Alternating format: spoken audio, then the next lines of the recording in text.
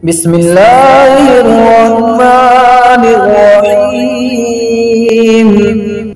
अस्सलामु अलैकुम मुअज़्ज़ज़ नाज़रीन, आप देख रहे हैं दीनी मसाइल वज़ाइफ यूट्यूब चैनल। मुअज़्ज़ज़ नाज़रीन, आज मैं आप हजरात को सलातुत तस्बीह की नमाज का दूसरा तरीक़ा यानी पार्ट 2 बताने जा रहा हूँ।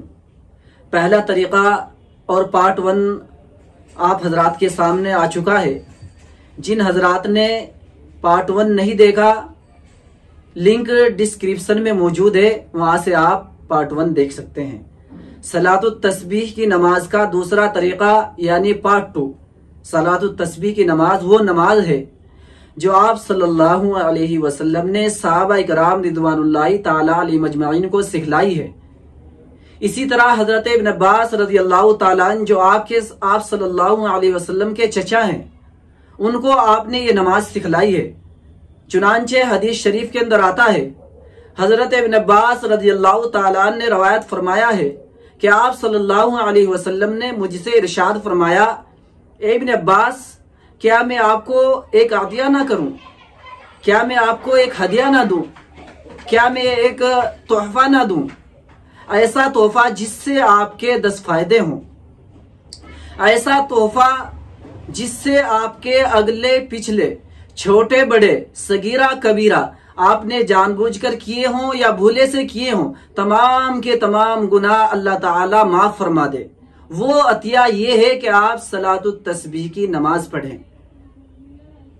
हो सके तो ए अब्बास हर रोज पढ़ो, और ये नहीं हो सकता तो हफ्ते में एक मरतबा पढ़ो, यानी जुमे के दिन पढ़ लो, और ये भी नहीं हो सकता तो महीने में एक मरतबा पढ़ लो, और ये भी नहीं हो सकता तो साल में एक मरतबा पढ़ लो, और अगर ये भी नहीं हो सकता तो जिंदगी में एक मरतबा जरूर पढ़ लो। अल्लाह ताला आपके अगले पिछले, छोटे बड़े, सगीरा कबीरा, भूले से किए हों या जानबूझकर किए हों, तमाम के तमाम गुनाह को माफ फरमा देगा। तो सलातुत तस्बीह की नमाज का दूसरा तरीका आज आप इस वीडियो के अंदर देखने जा रहे हैं। सलातुत तस्बीह की नमाज का दूसरा तरीका यह है कि अव्वलन 4 रकात नमाज नफल सलातुत तस्बीह की नियत कर ली जाए। उसके बाद सना सुबहानकल्लाह पढ़ी जाए। फिर उसके बाद सूरह फातिहा और सूरत मिलाई जाए। उसके बाद 15 मरतबा सुबहानल्लाहि वल्हम्दुलिल्लाहि वला इलाहा इल्लल्लाहु वल्लाहु अकबर, इस तस्बीह को पढ़ा जाए। फिर उसके बाद रुकू कर दिया जाए। पहले रुकू की तस्बीह पढ़ी जाए, सुबहान रब्बियल अज़ीम। फिर उसके बाद 10 मरतबा यही तस्बीह, सुबहानल्लाहि वल्हम्दुलिल्लाहि वला इलाहा इल्लल्लाहु वल्लाहु अकबर।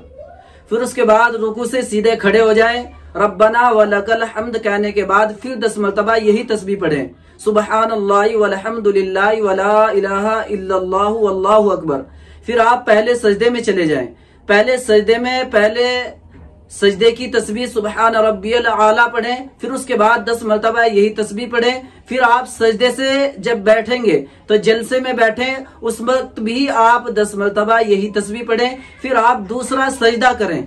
दूसरे सजदे के अंदर फिर आप सजदे की तस्बीह पढ़ने के बाद 10 मरतबा सुबहानल्लाहि वल्हम्दुलिल्लाहि वला इलाहा इल्लल्लाहु वल्लाहु अकबर पढ़ें।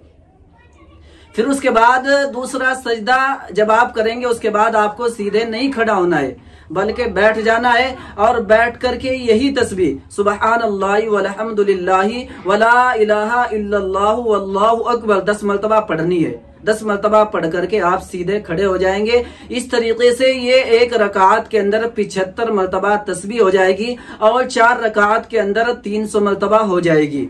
हर रकात के अंदर आपको 75 मरतबा पढ़नी है। उसका तरीका यह है कि खड़े होने की हालत में सूरह फातिहा सूरत मिलाने के बाद 15 मरतबा, फिर 10 मरतबा रुकू के अंदर 25 मरतबा हो गया। फिर आप रुकू से आप सीधे खड़े हो, फिर 10 मरतबा पढ़ें, 35 मरतबा हो गया। फिर उसके बाद आप पहले सजदे में जाएं, 10 मरतबा पढ़ें, 45 मरतबा हो गया। फिर आप सजदे से बैठें, जलसा जिसको बोलते हैं उसमें बैठें, फिर 10 मरतबा पढ़ें, 55 मरतबा हो गया।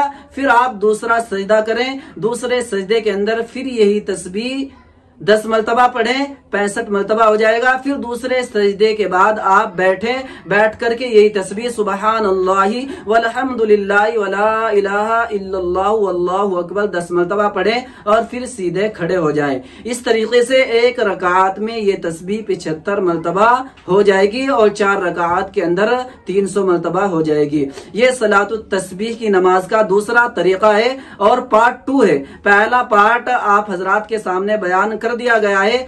जिन हजरात ने अभी तक वो वीडियो न देखी हो, डिस्क्रिप्शन में लिंक मौजूद है, वहां उस वीडियो को देख ले। वो पहला तरीका है और ये दूसरा तरीका है। दोस्तों, ये नमाज है, अगर आदमी इसको पढ़ता है तो अल्लाह ताला उसके अगले पिछले छोटे बड़े जानबूझकर किए हों या भूले से किए हों तमाम के तमाम गुनाहों को माफ फरमा देता है।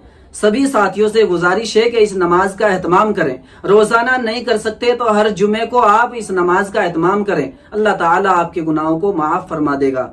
दोस्तों, दुआओं में याद रखें। अस्सलामु अलैकुम व रहमतुल्लाहि व बरकातुहू।